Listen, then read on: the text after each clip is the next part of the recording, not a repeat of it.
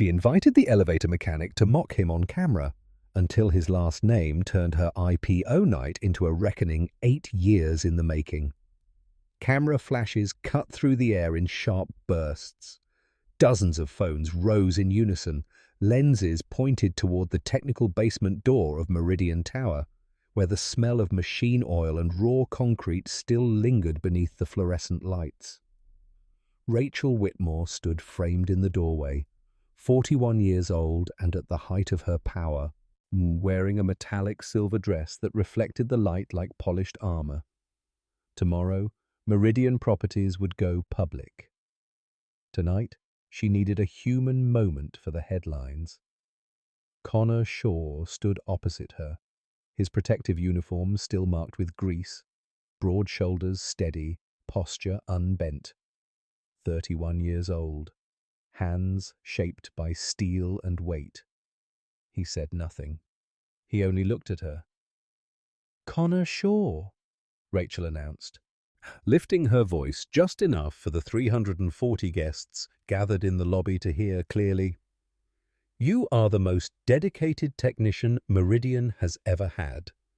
I would like to invite you to attend tonight's pre-IPO conference as my special guest." The words "special guest" hovered in the basement air like bait. A few guests laughed softly. Others exchanged glances. Phones zoomed in. No one in that lobby remembered, at least not consciously, that 8 years earlier, while at Meridian's Lakeview Tower project, a construction elevator had plunged from the 22nd floor. One man had died. His name was Kyle Shaw. The man standing in front of Rachel now was his younger brother. Connor held her gaze without blinking. There was no visible anger in his expression, no gratitude either, just stillness, the kind that unsettles those who expect performance. He nodded slowly. "Thank you, Ms. Whitmore. I would be honored." Rachel smiled, triumphant. Oh, the moment was perfect. A billionaire CEO uplifting the working class. Cameras captured everything. She believed she had just chosen the ideal piece of entertainment for the evening. She did not yet realize she had stepped into something far older than a publicity stunt.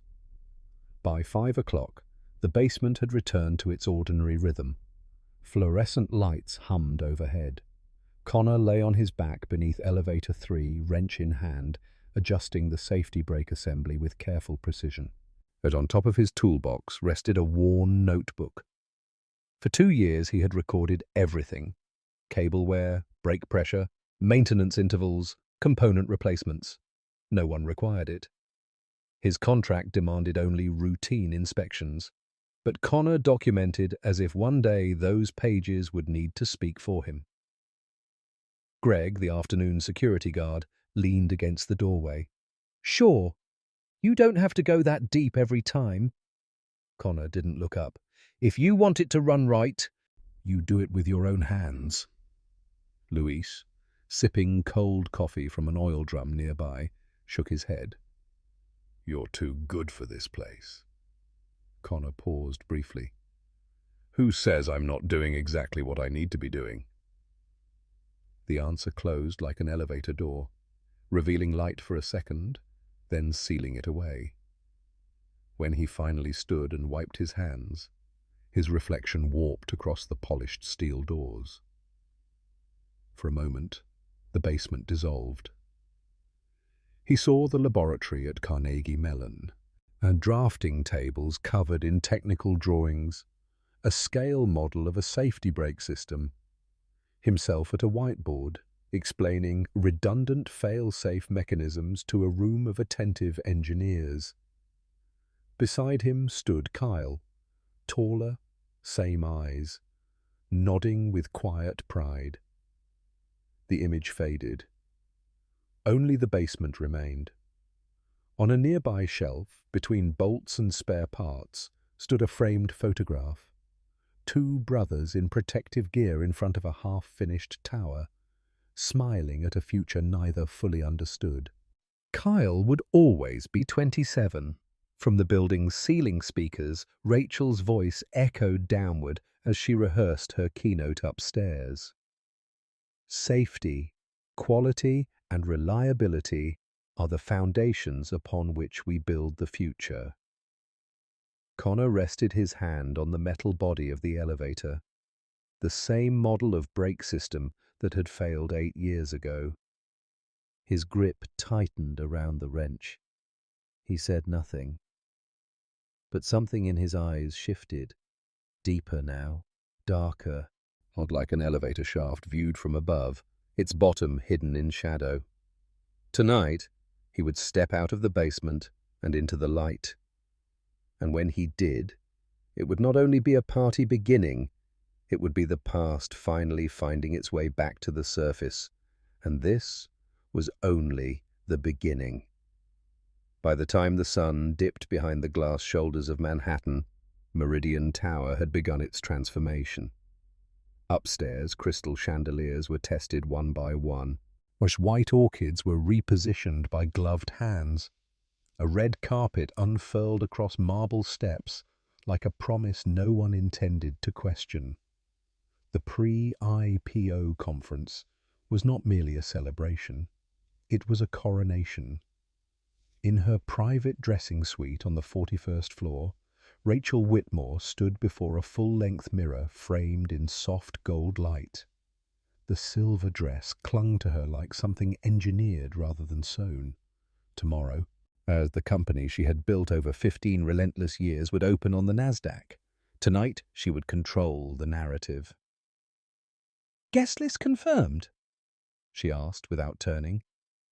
Derek Vaughan stood behind her, tablet in hand. 36. 9 years in her service. He knew the difference between Rachel's public warmth and her private calculus. 340 confirmed. Goldman Sachs, J.P. Morgan, the state pension funds, CNBC will live-stream the keynote. He hesitated. Hank Morrison will attend. Rachel's fingers paused on her diamond earring. Hank Morrison, board chairman, former senator, the man who had once told her that power belonged to those willing to outlast guilt. "Seat him front and center," she said coolly. "I want the cameras to see unity." Derek made a note. He did not mention the investigative article published 2 weeks earlier questioning Meridian's safety record. He did not mention the name buried in that article, like a seed waiting for rain. Shaw. 7 floors below, Connor Shaw finished calibrating elevator 3. He wiped the grease from his hands with deliberate care and opened his notebook. Each line was written in neat, controlled script. Date, pressure reading, friction tolerance, cable integrity, signature. 2 years of entries. Not a single missed day. Greg leaned against the doorframe again. You planning to frame that thing someday?" Connor closed the notebook gently. "Paper remembers." Luis glanced up. "Remembers what?" Connor's expression did not change. "What people prefer to forget." The basement fell quiet, except for the low hum of machinery. At 6:15, Connor locked his toolbox and carried it to the storage rack. As he passed the main lobby elevator, the one reserved for executives and major investors, he stopped, not to repair it, not to inspect it. He simply stood there, looking. Greg noticed from across the hall. There was something in Connor's stillness that did not feel idle. It felt like calculation. Upstairs, Rachel stepped into the corridor, her heels echoing like punctuation. As she crossed the executive lounge, 2 investors stood near the window overlooking the river. "I hear she's invited one of the workers tonight," one murmured. "For optics." "Optics are profitable," the other replied dryly. Rachel smiled as she passed, as if she had not heard. In the parking garage below, a black Mercedes rolled in. A woman draped in diamonds extended a $50 bill toward Connor. "For coffee?" she said brightly. "You fixed the elevator on my floor yesterday." Connor wiped his hands on a cloth and met her gaze evenly. "That's kind of you," he replied. "But I'm just doing my job."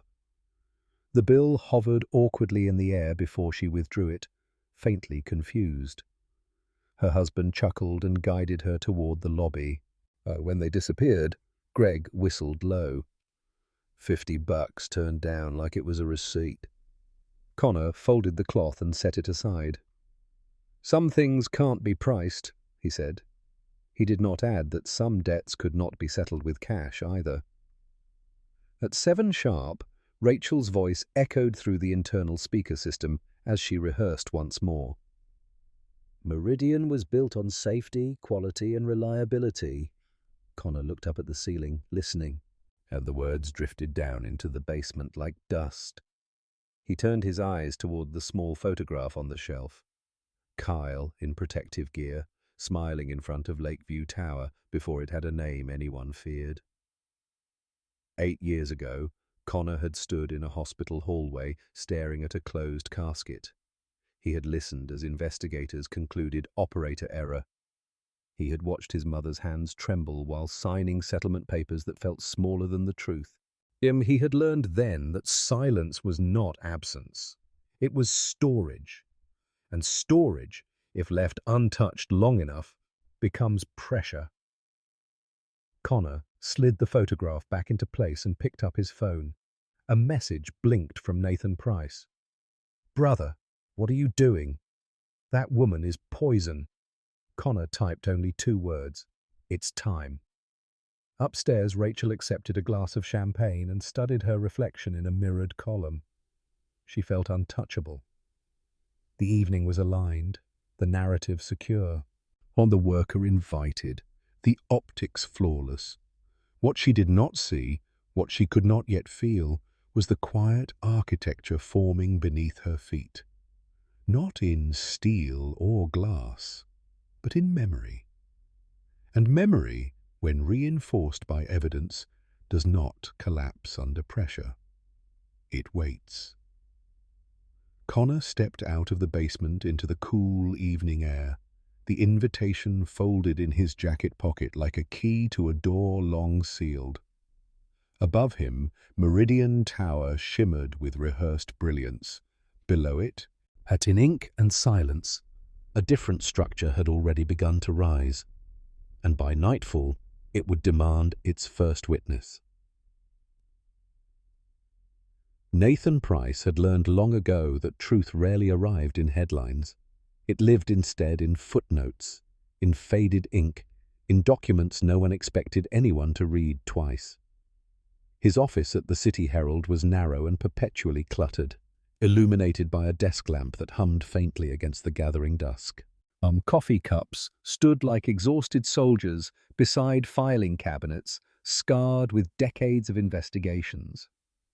On his screen, a digitized archive of occupational safety reports flickered. He had started with Meridian Properties out of instinct. Rapid expansion, aggressive timelines, political alliances. The pattern was familiar. But then he found the name. Lakeview Tower construction incident 8 years prior. 1 fatality. Kyle Shaw, age 27, construction safety engineer. Cause of death. Operator error. Case closed. Nathan leaned back in his chair, the word closed settling uncomfortably in his chest. Operator error. He clicked deeper. Buried in a secondary attachment, scanned and nearly illegible, was a technical addendum written by an independent engineer weeks before the accident. Cable corrosion exceeding safety tolerance. Emergency brake assembly compromised. Immediate suspension of use recommended. Distribution list attached. Project Director, Rachel Whitmore. Nathan's jaw tightened. There was no mention of this document in the final report. He printed it. Paper remembers. Across town, Connor Shaw stood before his modest bedroom wardrobe. The suit hung at the back, wrapped in protective plastic. He hadn't worn it in 8 years, not since the conference where he and Kyle had presented their joint research on elevator safety systems, redundant braking structures designed to prevent catastrophic failure. Kyle had called it building trust into gravity. Connor slid the plastic down slowly. The charcoal fabric still held its structure. He ran his fingers along the sleeve, feeling not cloth, but time. 8 years earlier, he had been a graduate student at Carnegie Mellon, specializing in mechanical engineering and construction safety. 8 years earlier, he had believed knowledge was enough to keep people alive. 8 years earlier, he had been wrong. His phone vibrated. Nathan. "Now you've seen it," Nathan said without greeting. Connor closed his eyes briefly. "Yes." "She received the warning 3 months before the fall." "I know." "You knew?" Nathan's voice sharpened. Connor opened his eyes again. "Kyle told me he submitted it. He said the numbers didn't lie. And yet the official conclusion blamed him." Silence lingered between them. Finally, Connor spoke. "The numbers didn't lie. People did." Nathan exhaled slowly. "You don't have to do this tonight." Connor looked at his reflection in the mirror. He did not see a mechanic. He did not see a victim's brother. He saw a man who had lived 8 years beneath the hum of elevators, beneath polished speeches about safety and integrity. "I'm not going for revenge," Connor said quietly. "I'm going so the truth has a witness." Nathan's voice softened. "Be careful." "There's a difference," Connor replied. Between being careful and being silent." When the call ended, Connor buttoned the jacket. The fit was exact. Upstairs at Meridian Tower, Derek Vaughan stood alone in the executive lounge, staring at the skyline. He had just left Rachel's office. She was rehearsing again.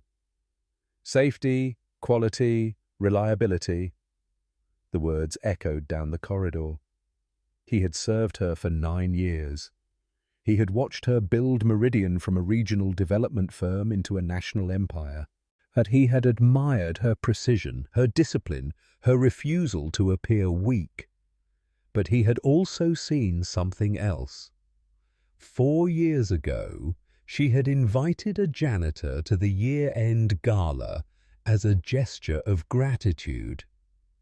The evening ended with the man humiliated by subtle jokes and exclusive conversations designed to remind him he did not belong.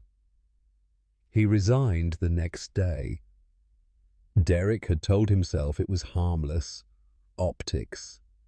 Tonight felt different. Tonight carried weight. He opened his tablet again and reread the archived email thread he had discovered that afternoon while auditing old project communications. 8 years ago, Lakeview Tower. Subject line: Maintenance suspension. Budget impact. Hank Morrison's response: delay repairs. Risk probability minimal. Schedule priority. Rachel Whitmore's reply: understood. We proceed. Derek's hand trembled slightly. Understood. We proceed. He closed the tablet. For the first time in nearly a decade, he felt not like an assistant, but like an accomplice.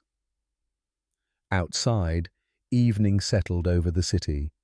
The Meridian Grand Hotel shimmered under floodlights. Luxury cars began to line the curb. Guests stepped out in tailored suits and designer gowns, laughter already polished. Connor stepped out of his apartment building at the same moment. The night air was cool, almost tender. He locked the door behind him and walked toward the curb where his restored 1977 Ford Bronco waited, while midnight blue and silver cared for with patient hands. He paused before opening the door. Above him, the skyline glittered. Below him, 8 years of silence pressed upward like water against glass. Tonight would not erase the past. It would not resurrect his brother. But silence had carried its own weight long enough. Connor slid into the driver's seat and turned the engine over. Across the city, in offices lit by ambition and apartments lit by memory, 3 people, an engineer, a journalist and an assistant, moved toward the same inevitable intersection. And when the first camera flash struck the red carpet, it would not simply illuminate wealth, it would illuminate what had been buried beneath it. And that convergence was already beginning. The Meridian Grand Hotel shimmered under chandeliers that seemed designed not merely to illuminate, but to erase shadows. Inside the ballroom, servers moved with rehearsed precision, placing crystal glasses exactly 2 inches from porcelain plates. A string quartet tuned quietly near the stage. On the massive screen behind the podium, the Meridian Properties logo rotated slowly beside the words, "Building the Future, IPO 2026. Rachel Whitmore stood at the center of it all, calm and immaculate. She had mastered rooms like this long ago, rooms where power dressed itself in silk and pretended to be benevolence. "Timing?" she asked. 7:20 for your keynote," Derek replied, though his voice lacked its usual steadiness. Rachel studied him briefly. "You look pale." "Just tired," he said. She nodded, already distracted. Her mind was on optics, on headlines, on valuation, not on consequences. Across the city, Connor parked 2 blocks from the hotel. He sat in the Bronco for a moment, engine off, hands resting lightly on the steering wheel. The charcoal suit fit like a second skin. In the rearview mirror, he caught a glimpse of himself. Not the mechanic in the basement, not the graduate student from Carnegie Mellon, something steadier. His phone vibrated.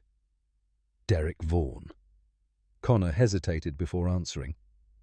"Mr. Shaw," Derek began, voice tight. "I'm not calling on behalf of Meridian." "I assumed." A pause. "You need to understand something. Rachel intends to make you part of the show tonight, a symbolic gesture, something entertaining." Connor's expression did not shift. "Entertaining how?" "She has a habit," Derek said carefully, "of elevating someone publicly, only to remind them where they stand." Connor leaned back slightly. "Thank you for telling me," he said. "You don't seem surprised." "I'm not attending because I believe in her generosity," Connor replied. Silence settled between them, heavy but not hostile. "Then why are you coming?" Derek asked at last. Connor looked out at the hotel's glowing facade.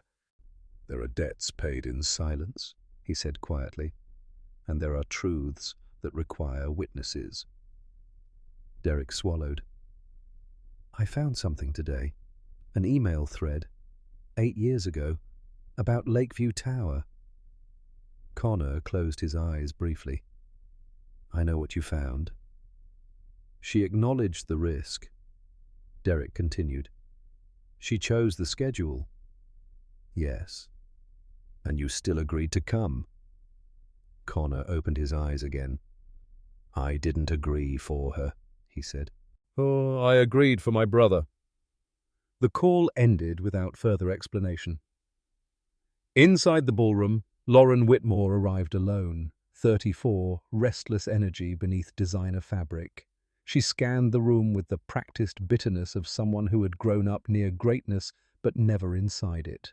Victor Caldwell materialized at her side like a shadow with expensive cologne. "Big night," he murmured. "For her," Lauren replied. Victor smiled faintly. "Big nights are fragile. All it takes is the right crack." Lauren's gaze drifted toward the entrance. Outside, headlights turned slowly into the drive. The Bronco's engine cut. Valets exchanged puzzled glances as Connor stepped out. The suit caught the floodlights without shouting for attention. Crisp white shirt, deep blue tie, a small silver pin shaped like an elevator on his lapel. He handed the keys to the valet, who hesitated only a second before taking them. Phones began to rise. Whispers followed. That's him. The technician? He doesn't look like a technician. Connor walked toward the red carpet with measured steps, not hurried, not hesitant. At the top of the stairs, Rachel saw him. For a fraction of a second, less than the space between two camera flashes, her smile faltered. This was not what she expected. He was supposed to look awkward, displaced, grateful. Instead, he looked composed, equal. She moved toward him, arms open in practiced warmth. Connor, She said brightly. I'm so glad you came. And what a wonderful suit! There was silk in her tone, and something sharper beneath it. Connor inclined his head. I bought it myself, Ms. Whitmore, he replied calmly. With money I earned a long time ago. The words settled into the marble like something dropped and left there. Around them, the air shifted. Rachel's smile held, but thinner now. Please, she said, gesturing toward the hall. Enjoy the evening. Connor stepped inside. The chandeliers reflected in polished floors. The string quartet began to play. Conversations dipped as he passed. Across the room, Derek watched him enter and felt something unfamiliar rise in his chest. Not fear, not relief, recognition. Connor Shaw was not walking into a trap. He was walking into a reckoning. And as the doors closed softly behind him, sealing the night inside crystal and gold, the performance everyone expected began to fracture, and the first crack had already formed. The ballroom breathed in wealth. Champagne moved from tray to hand in an endless current of quiet excess. Diamonds caught the chandelier light and scattered it like rehearsed applause. Laughter rose in careful intervals, never too loud, never too raw. It was the sound of people accustomed to rooms bending toward them. Rachel Whitmore stood near the center, radiant and controlled. When the silver dress shimmered with every turn of her shoulder, she knew how to own a space, not through volume but through gravity. Conversations angled toward her. Investors leaned slightly closer when she spoke. And yet, beneath the orchestration, there was a disturbance. Connor Shaw. He moved through the room without urgency, not searching for attention, not avoiding it, simply present. It unsettled people. A woman from a venture capital firm approached him first, drawn by curiosity rather than condescension. "You're the guest of honor tonight, I hear," she said lightly. "I wouldn't say that," Connor replied. "There's something different about you," she continued, studying him.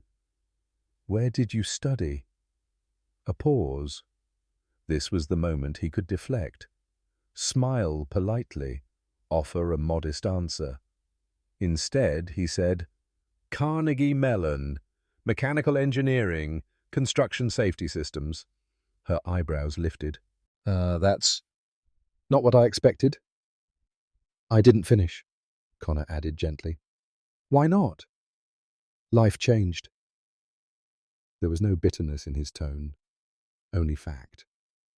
Around them, others had begun to listen.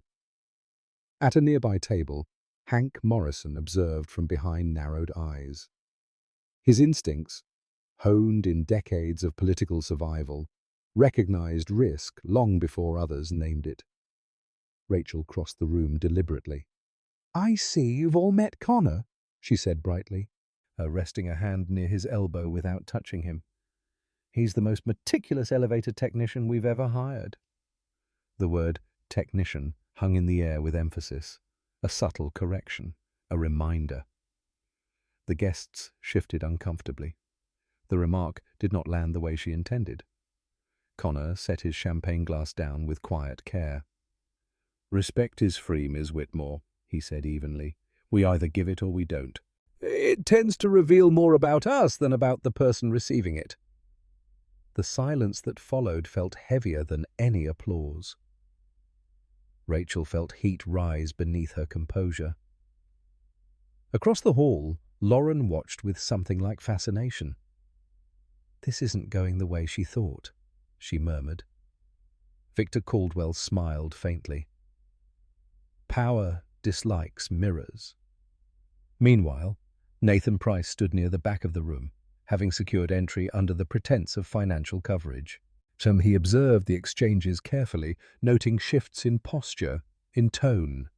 He had already texted Margaret Shaw earlier that evening. You may want to watch the live stream. Now his phone vibrated again. A message from Derek. It's happening. Nathan typed back. I have the documents ready. Near the dessert station, two senior investors spoke in hushed tones. Shaw, one whispered. Wasn't that the name from the Lakeview accident? The other nodded slowly. The engineer who died. They pulled up archived articles. The name appeared. Kyle Shaw. Rachel Whitmore quoted in the investigation summary. All safety standards were met. The investors exchanged a look that required no explanation. Back at the center of the ballroom, Rachel ascended the stage for her keynote. The lights dimmed slightly. The screen behind her brightened. Good evening, she began, voice amplified and smooth.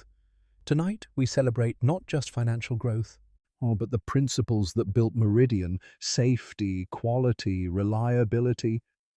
Her rhythm faltered. Connor had moved toward the front, not to challenge her, not to interrupt, simply to stand.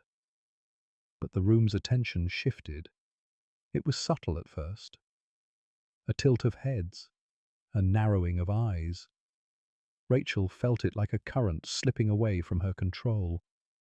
She continued speaking, but something in the cadence had broken. Words that once felt solid now echoed hollow. The future of responsible development. From the balcony above, Margaret Shaw watched the live stream on her small television, hands clasped tightly in her lap. 8 years ago, she had sat in a courtroom listening to legal language reduce her son's death to procedure. Tonight, she saw his brother standing beneath chandeliers that cost more than her apartment. And for the first time, she did not see fear in him.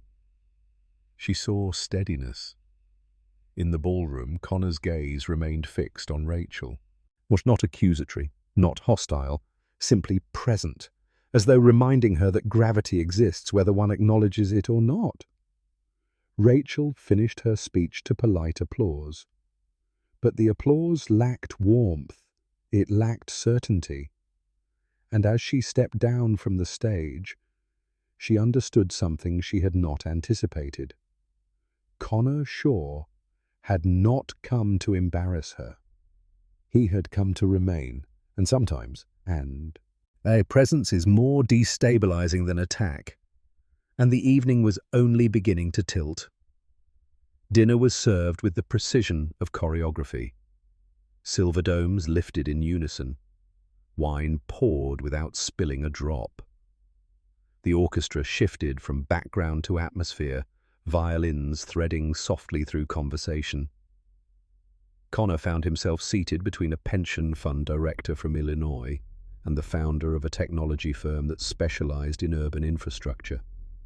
Neither seemed aware at first, or that he was the elevator technician Rachel had invited. The pension director extended her hand. Daniela Ruiz. And you are? Connor Shaw.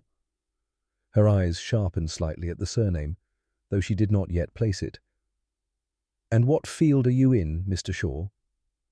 Elevator systems, he replied calmly. Design, maintenance, failure prevention. Failure prevention? She repeated with interest. That's a rare phrase to hear used without euphemism. Connor offered a faint smile. Failure tends to arrive when prevention is treated as optional. The tech founder leaned forward. You speak like someone who's studied systems deeply. I have, Connor said. Gravity doesn't negotiate. Around them, conversation thinned. A few guests subtly adjusted their chairs, drawn into the orbit of something they did not yet understand. Across the room, Rachel watched. She had expected awkwardness. She had anticipated hesitation. She had imagined him shrinking beneath scrutiny. Instead, he expanded the room without trying. Hank Morrison approached her side quietly. Who exactly is he? Morrison asked under his breath. The mechanic, Rachel replied, sharper than she intended. He doesn't carry himself like a mechanic. Rachel's jaw tightened. He is. Morrison's gaze drifted back to Connor. Names carry history. Rachel followed his line of sight and felt something shift in her stomach. At the dessert course, when one of the senior investors discreetly pulled up an archived news article on his phone. The glow illuminated his face as he scanned quickly. Lakeview Tower. Construction elevator failure. One fatality. Kyle Shaw. He glanced up at Connor, then at Rachel. The room began to hum, not with laughter now, but with calculation. At Connor's table, Daniela Ruiz cleared her throat gently. Forgive me if this is personal, she said, but your last name sounds familiar. There was an accident years ago. Connor set down his fork carefully. Yes, he said. The word was simple. It carried no performance. My brother, he continued. Kyle Shaw. The table went still. I remember, the tech founder murmured. The report concluded operator error. Connor's eyes did not waver. That was the conclusion, he said. And was it accurate? Daniela asked quietly. Connor paused, not to consider the answer, but to measure its weight. No, he said. No accusation. No raised voice, just truth. Across the ballroom, whispers rippled outward like fractures in glass. Rachel felt it before she fully understood it. The subtle withdrawal of admiration, the careful recalibration of perception. Lauren, watching from near the balcony doors, exhaled softly. There it is. Victor Caldwell's smile was thin. The past has a habit of auditing the present. Nathan Price stood near the edge of the room, phone in hand, recording nothing, only observing. He watched Rachel's posture stiffen, watched Hank Morrison's composure tighten. The orchestra faltered briefly, then corrected. Connor rose from his seat. Not dramatically, not hurriedly, he simply stood. May I? He asked the table, gesturing toward the stage. They nodded without speaking. As he crossed the marble floor, conversations faded entirely. Rachel saw him approaching the podium. For a second, just one, she considered intervening. But to stop him now would look like fear. As Connor reached the stage and took the microphone, the amplification hummed softly. I wasn't planning to speak, he began. His voice was steady, unforced. But since my name seems to have found the room, perhaps context should follow it. Rachel's heart pounded against the silver armor of her dress. Connor continued. 8 years ago, my brother submitted a safety report about a construction elevator at Lakeview Tower. and he warned that the cable integrity had degraded beyond acceptable tolerance. He recommended immediate suspension. He paused, not for effect, but because breath matters when speaking truth. 3 months later, that elevator fell. The room did not move. My brother died believing systems protect people. He believed accountability was stronger than profit. Connor's gaze shifted, not to the crowd, but to Rachel. And tonight, I was invited here as a symbol of humility.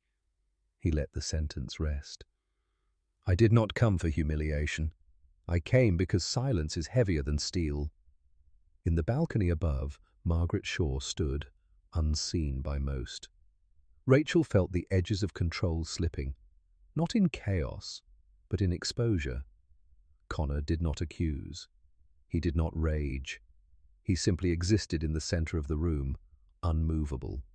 And sometimes the presence of what should have been acknowledged long ago is more destabilizing than any shouted accusation. And in that stillness, something irreversible began to surface. The silence that followed Connor's words did not shatter. It settled. 340 people stood suspended beneath chandeliers that had never witnessed confession. The orchestra had stopped entirely now. Even the hum of ventilation seemed to recede, as though the building itself were listening. Rachel Whitmore remained at the edge of the stage, her silver dress suddenly too bright beneath the lights. She had built her empire on control, on anticipating outcomes, on neutralizing risk before it matured. This had not been neutralized. Connor stepped back from the microphone, not relinquishing it, not claiming it, simply allowing space. "Is this an accusation?" Hank Morrison's voice cut sharply from the front row. It was a calculated move. Direct confrontation often fractured momentum. Connor met his gaze. "No," he said evenly. "It's context." Morrison rose halfway from his seat. "The investigation concluded operator error." "Yes," Connor replied. "That was the conclusion." "And you dispute it?" Connor did not raise his voice. "I'm not here to dispute," he said. "I'm here because facts do not dissolve when reports are edited." A ripple moved through the audience. Near the back, Nathan Price stepped forward. "May I?" he called, lifting his phone slightly. Rachel's breath caught. Nathan did not wait for permission. 8 years ago, an independent engineering report was filed 3 months prior to the Lakeview Tower accident. It cited cable corrosion and brake system compromise. The distribution list included Project Director Rachel Whitmore. Gasps were not loud, but they were real. Hank Morrison's expression hardened. "That report was never substantiated."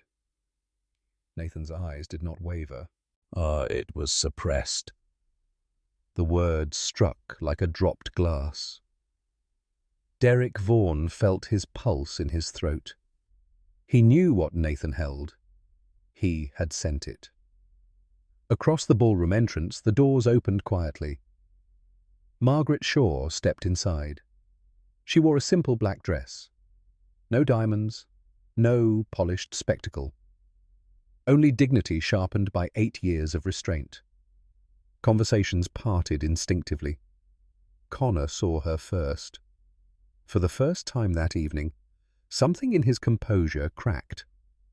Not weakness, but emotion-breaking surface tension. "Mum," he said softly. Margaret walked forward without hesitation. "I let silence protect them," she said, her voice steady though her hands trembled slightly. "For 8 years, I let official words bury my son." She stopped at the foot of the stage. Kyle Shaw was not careless. He was careful. That was the problem. He believed warnings would matter. Rachel's knees felt unsteady. Margaret continued, eyes fixed not on Connor, but on Rachel. "My son came home the night before he died and told me he had submitted a report. He said, If they listen, nobody gets hurt. A pause. They did not listen. Rachel swallowed hard. "Mrs. Shaw," she began, but the words fractured before they formed. Margaret raised a hand, not in anger, but in quiet command. "I am not here for money," she said. "I am here because my son was blamed for his own death." The room shifted from curiosity to reckoning. Connor stepped beside his mother. "Oh, I did not come to destroy anything," he said. "I came to remove what was built on silence." Hank Morrison stood abruptly. "This is emotional theater," he snapped. "Rachel, you don't need to indulge." "I knew." The words came from Rachel before she could stop them. The ballroom froze again. She moved slowly toward the microphone. "I received the warning," she said, voice no longer polished. "The probability of failure was deemed minimal. The schedule was critical, yet investors were watching." Tears welled but did not yet fall. "I told myself risk was manageable." Margaret did not look away. 3 months later, Rachel continued, the elevator fell. There was no orchestra now, no hum, no performance, only truth, stripped of branding. "And when it did," Rachel said, voice breaking fully now, "I chose the company.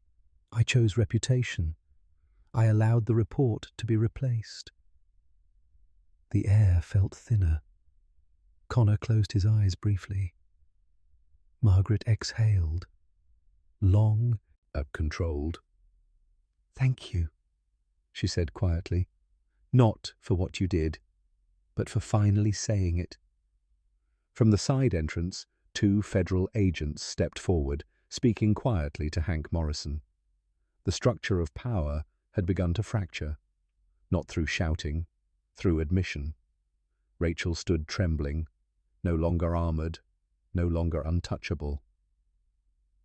"I don't expect forgiveness," she said, almost to herself. Connor looked at her, not with triumph, but with something harder. "Oh, forgiveness," he said softly, "is not a substitute for accountability." Margaret reached for her son's hand. "We cannot resurrect him," she said, "but we can restore his name." Outside, cameras flashed as news spread beyond the ballroom. Inside, the illusion of permanence dissolved under the weight of something far more durable. Truth had entered the room, and it had chosen to stay, and the consequences were only beginning to unfold. News does not travel. It detonates. Within minutes. The ballroom's confession had escaped the walls of the Meridian Grand Hotel and ignited across financial networks, social media feeds, and newsroom dashboards. Headlines formed in real time. "IPO under scrutiny. CEO admits knowledge of safety risk. Board chairman questioned." Inside the ballroom, however, time felt strangely slow. Rachel Whitmore stood at the center of it, no longer elevated by light, but exposed by it. The silver dress that had once reflected brilliance now reflected vulnerability. She looked smaller, not physically, but structurally, as though something foundational had been removed. Hank Morrison was escorted discreetly toward a private corridor, 2 federal agents at his side. He protested in hushed tones, invoking procedure, misinterpretation, legal counsel. His words dissolved against the marble. Victor Caldwell slipped backward through the crowd, recalculating alliances, while Lauren remained where she stood, watching her sister not with hatred, but with something closer to disbelief. Connor stayed beside his mother. He had imagined this moment many times over 8 years. In anger, in grief, in exhaustion, he had never imagined it would feel this quiet. Rachel approached him slowly, I cannot undo it, she said. Her voice was stripped of strategy now. No foundation can be rebuilt without first admitting what it rests on. Connor studied her, not as a CEO, yet not as an adversary, but as a human being standing at the edge of consequence. No, he replied gently. You cannot undo it. Margaret stepped forward. But you can decide what happens next. Rachel's breath trembled. The IPO will collapse, she whispered. Perhaps, Connor said. Or perhaps something else will be built in its place. Nathan Price moved closer, phone still in hand, though he had stopped recording. The National Worker Safety Foundation has already reached out, he said quietly to Margaret. They want to name their new prevention initiative after Kyle. Margaret closed her eyes briefly, overwhelmed not by revenge, but by restoration. Rachel heard it. Kyle Shaw, she repeated softly, as if speaking the name correctly for the first time. Derek Vaughan approached, resignation letter already drafted in his pocket. The board is convening immediately, he informed Rachel. No, they will ask for your resignation before market open. Rachel nodded. I know.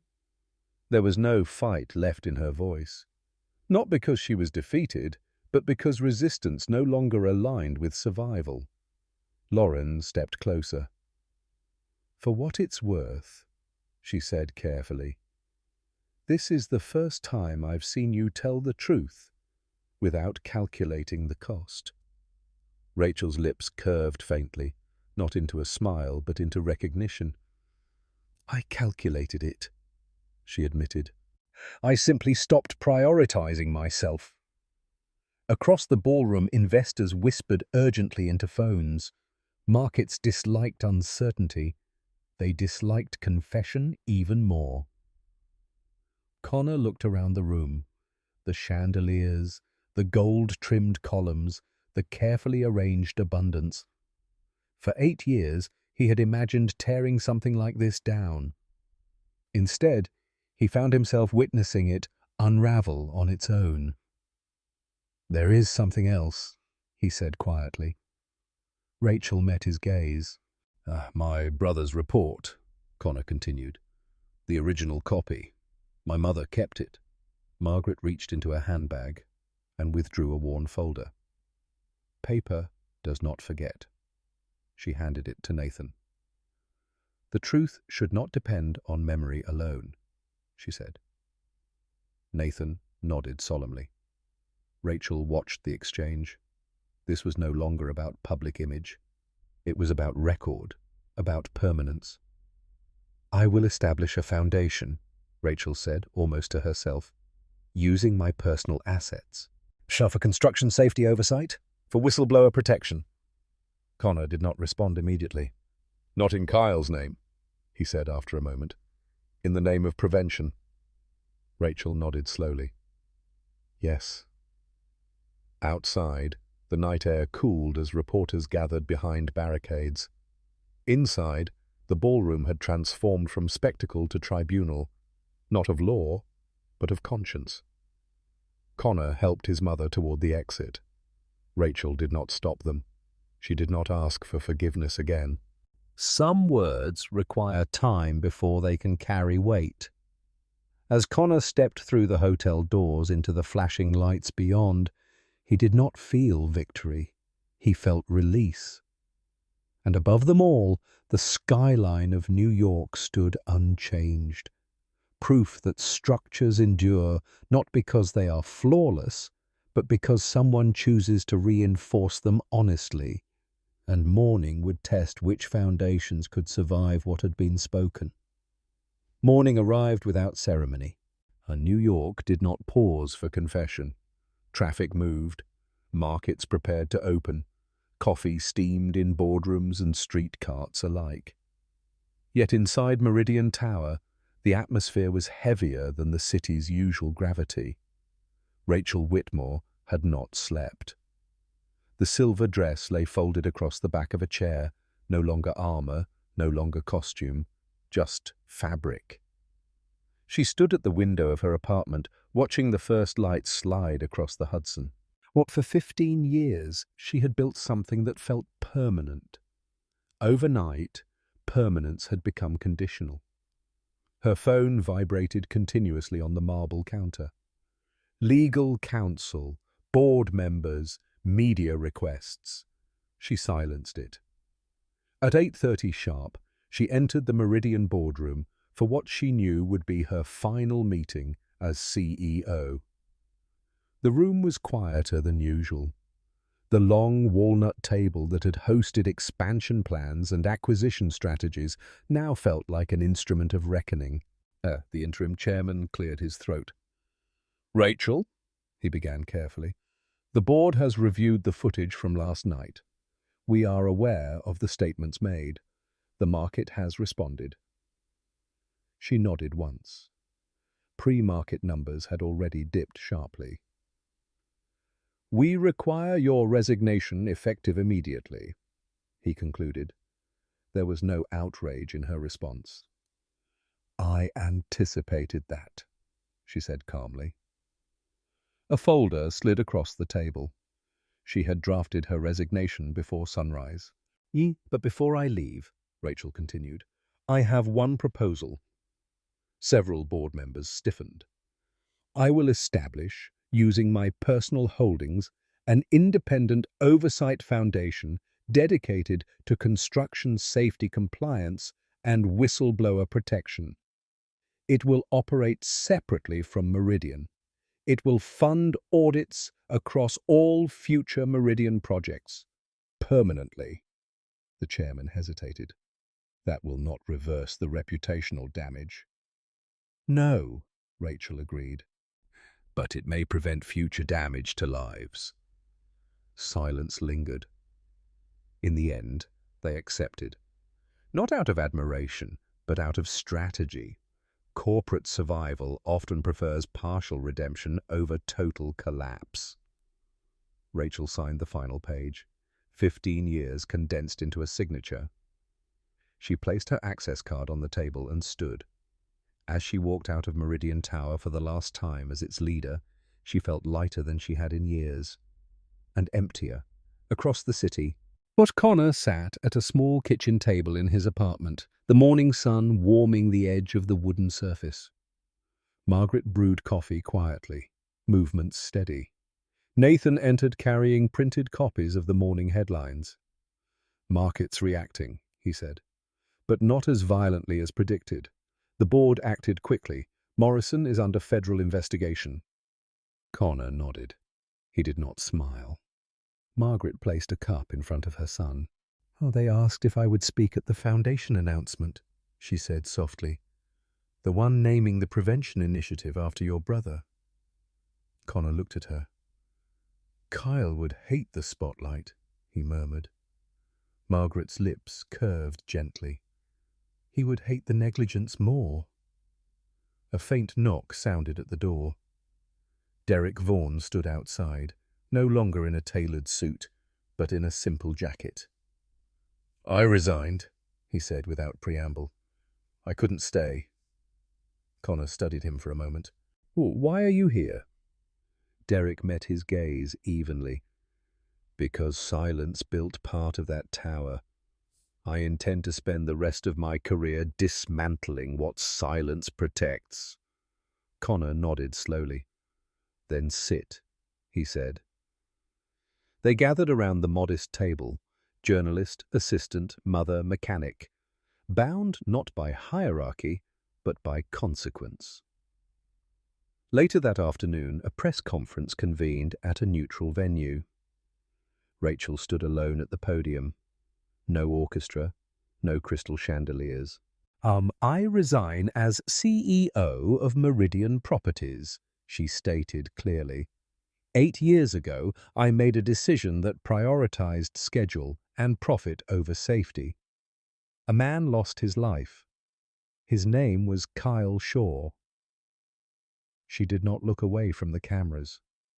"I cannot change that, but I can choose what follows." She outlined the foundation: independent oversight, public reporting requirements, funding transparency. Questions followed, sharp, unrelenting. She answered them without defense. Across town, O'Connor watched the live stream in silence. Margaret reached for his hand. "You did not destroy her," she said quietly. Connor shook his head. "No," he replied. "She chose to step down." "And you?" He looked out the window at the skyline. "For 8 years, I was defined by what was taken," he said. "Maybe now I get to decide what I build."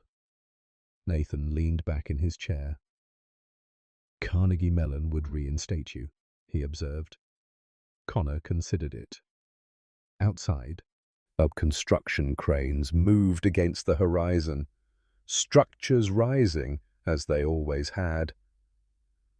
"Perhaps," Connor said softly, because justice had been spoken. Accountability had begun. But rebuilding, like any structure, requires intention, design, and time, and the future was waiting for its first blueprint. A week later, the city had already begun to forget the spectacle. News cycles are efficient that way. Yet, beneath the headlines that had flared and faded, something quieter continued to move. In a modest conference room overlooking the Hudson, not a ballroom, not a boardroom, a small gathering took place. No chandeliers, no marble columns, just a rectangular table, a pitcher of water, and sunlight filtered through ordinary glass. On the wall hung a simple printed banner: "The Shaw Initiative for Construction Safety and Whistleblower Protection." Margaret Shaw stood near it, hands folded in front of her. She had refused a grand unveiling. She had refused press theatrics. She wanted clarity, not spectacle. Connor stood beside her in a plain navy suit. No silver pin this time. Nathan adjusted a recorder on the table. Derek reviewed compliance documents he now helped draft. Lauren sat quietly at the far end, having sold a portion of her jewelry to fund her own small business venture. Something modest, something honest. Rachel entered last. No security detail, no diamonds, just jeans and a simple sweater. She paused at the doorway as if uncertain whether she belonged inside it. Margaret met her eyes first. "You came," she said evenly. Rachel nodded. "I said I would." There was no applause, no performance of forgiveness, only presence. Connor pulled out a chair. "Sit," he said. She did. The Foundation's legal charter was read aloud. Independent auditing authority. Anonymous reporting systems. Mandatory publication of safety violations across funded projects. Funding drawn from Rachel's personal equity holdings, not corporate reserves. Paper remembers. When the reading ended, silence filled the room again. But this silence was not suffocating. It was constructive, measured. Margaret placed a copy of Kyle's original report at the center of the table. "Let this be the first archived document," she said. "Not as evidence of failure, but as instruction." Rachel looked at the worn pages. 8 years earlier, she had seen the same technical language and treated it as inconvenience. Now she saw it as warning ignored. "I cannot undo what I did," she said quietly. "No," Connor replied, "but you can prevent repetition." Lauren leaned forward. "You always believed power meant control," she said to her sister. "Maybe power is what you do after control is gone." Rachel absorbed that without argument. Outside, construction cranes cut lines across the skyline, steel rising against blue. Connor felt something shift inside him. For 8 years, he had defined himself by absence, by the shape left where Kyle should have been. But absence does not design structures. Intent does. Later that evening, After the documents were signed and the press conference concluded without spectacle, the group walked to a nearby diner. Ordinary tables, ordinary coffee. Rachel hesitated before sitting again, and Margaret broke the tension first. "I am not offering forgiveness today," she said calmly. "Forgiveness is not a transaction. It is a process." Rachel nodded. "I understand." Connor stirred his coffee slowly. "There are debts paid in silence," he said, "but forgiveness must be spoken when it arrives." Rachel met his gaze, not asking, not expecting. "I don't deserve it," she admitted. "Deserve is not the measure," Connor replied. "Change is." Nathan glanced at Connor thoughtfully. And what about you?" he asked. "What changes now?" Connor looked out the diner window at the darkening street. "For 8 years I maintained elevators beneath the surface," he said. "Maybe now I build systems above it." He pulled his phone from his pocket and opened an email draft addressed to Carnegie Mellon's admissions office. Program reinstatement inquiry. He did not send it yet, not because he was uncertain, but because he understood something now. Rebuilding is not dramatic. It is deliberate.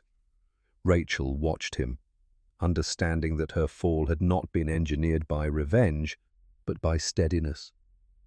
Margaret reached across the table and placed her hand over Rachel's. Not absolution, not condemnation, acknowledgement. Outside, the city lights flickered on one by one. Structures endure storms not because they never crack, but because someone chooses to reinforce them honestly. Connor finally pressed send. The message left his screen and entered the world. Well, the story did not end with punishment. It did not end with redemption. It ended with a blueprint, drawn in truth, signed in accountability, and built not on silence, but on the courage to speak when speaking costs everything.